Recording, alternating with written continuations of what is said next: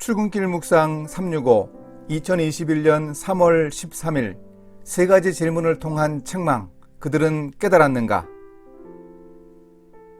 하나님은 우리에게 여러 방법으로 말씀하십니다. 중요한 방법 한 가지는 사람들을 통해서 말씀하시는 질문입니다. 질문에 귀를 기울이고 잘 들으면 자신을 향한 하나님의 뜻을 잘 알 수 있습니다. 요셉을 애굽에 판 후 20여 년이 지났지만 요셉의 형들은 자신들만의 비밀을 간직하느라 마음을 많이 썼을 것입니다. 이제 그들의 잘못에 대한 징계와 깨달음의 과정이 그들 앞에 펼쳐졌습니다. 하나님이 사람들을 통해서 말씀하시는데 특히 질문을 통해서 그들을 책망하시며 깨닫기를 바라셨습니다. 오늘 말씀 창세기 42장입니다. 그때 야곱이 애굽에 곡식이 있음을 보고 아들들에게 이르되 너희는 어찌하여 서로 바라보고만 있느냐? 요셉이 보고 형들인 줄을 아나 모르는 체하고 엄한 소리로 그들에게 말하여 이르되 너희가 어디서 왔느냐? 그들이 이르되 곡물을 사려고 가나안에서 왔나이다. 르우벤이 그들에게 대답하여 이르되 내가 너희에게 그 아이에 대하여 죄를 짓지 말라고 하지 아니하였더냐? 그래도 너희가 듣지 아니하였느니라. 그러므로 그의 핏값을 치르게 되었도다 하니. 창세기 42장 1절, 7절, 22절. 요셉의 예언대로 온 세상에 흉년이 들었을 때 야곱은 애굽에 곡식이 있다는 소문을 들었습니다. 그 사실을 알고 있었을 아들들에게 꾸짖으며 했던 질문입니다. 너희는 어찌하여 서로 바라보고만 있느냐? 야곱은 아들들에게 애굽으로 가서 곡식을 사오라고 야단쳤습니다. 위기가 닥쳤는데 극복할 적극적인 대안을 찾지 않고 그저 서로 바라보기만 하고 있는 태도가 문제였습니다. 또한 형들은 애굽에 곡식이 있다는 소식을 들었으면서도 애굽이라면 20여 년 전에 동생 요셉이 팔려간 곳이니 왠지 캥겼습니다. 그래서 그들은 관망하고 있었습니다. 우리도 서로의 눈만을 쳐다보고 있으면 안 됩니다. 굳은 일은 누가 나서주기를 바라고 눈치 보고 있을 것이 아니라 내가 적극적으로 나서야 합니다. 직장인들이 자조적으로 하는 말이 있지 않습니까? 그 일 더 한다고 연봉 올라가나? 그러나 크리스천은 아무도 하지 않으려는 굳은 일을 나서서 하는 사람입니다. 형들과 달리 요셉은 견디기 힘든 감옥 생활을 하면서도 동료 죄수들의 표정을 살피는 적극성을 보였습니다. 이 일이 결국 요셉이 애굽의 총리가 되는 계기가 된 사실을 기억합시다.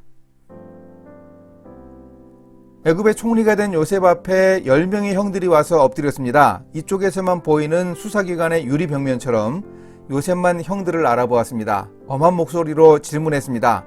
너희가 어디서 왔느냐? 이 질문을 통해 요셉은 형들의 정체를 물었습니다. 아마도 요셉은 형들에게서 하나님을 믿는 신앙 고백을 들으려고 기대했는지도 모릅니다. 아버지 야곱의 한 형제들로 하나님을 믿는 신앙 공동체의 구성원들이라는 정답을 듣고 싶은 요셉의 기대와 달리 형들은 곡물을 사려고 가나안에서 왔다고 대답했습니다. 오늘 당신은 어디에서 왔습니까? 라고 질문을 받으면 어떻게 대답할 것입니까? 자신의 직업 분야에서 일하는 사람이라고 당연히 소개할 수 있습니다.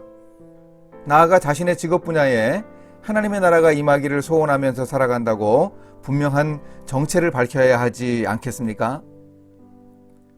요셉의 형들이 요셉 앞에 엎드렸을 때 요셉은 그 형들에게 아직도 동생을 미워하는 미움이 있는지 확인하려 했습니다. 그래서 형들을 가두고 여러 가지를 추궁했습니다.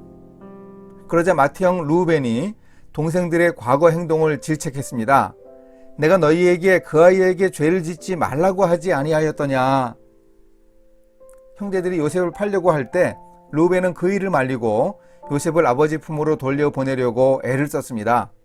요셉의 형들이 애굽에서 엉뚱하게 간첩으로 몰려 투옥되면서 겪은 불안감은 요셉이 이전에 형들에게 팔리며 극심하게 겪었던 두려움과 비슷했습니다.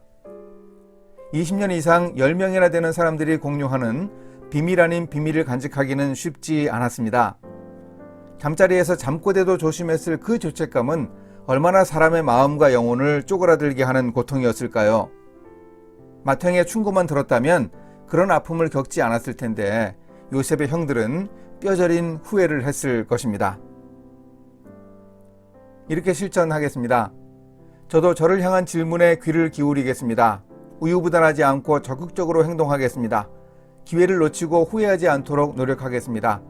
세상에서 일하는 직업인의 정체를 가지고 있지만 하나님 나라 공동체의 구성원임을 잊지 않겠습니다. 앞선 사람들의 충고를 무시하지 않고 잘 새겨 듣겠습니다. 선택의 기로에서 감정에 휘둘리지 않고 냉철하게 이성적으로 판단하겠습니다. 이제 함께 기도하십니다. 사람들을 통해 질문하시는 하나님, 적극적인 사고방식을 가지고 일하겠습니다. 크리스천다운 분명한 정체를 가지고 동료들과는 무엇이 달라도 다른 사람이 되게 도와주소서. 일터에서 신앙의 정체성을 분명하게 드러낼 수 있도록 인도해 주소서. 중요한 결정을 할 때 이리저리 휘둘립니다. 결정의 순간에 하나님의 뜻과 사람들의 충고를 참고해 잘 판단하게 도와주소서.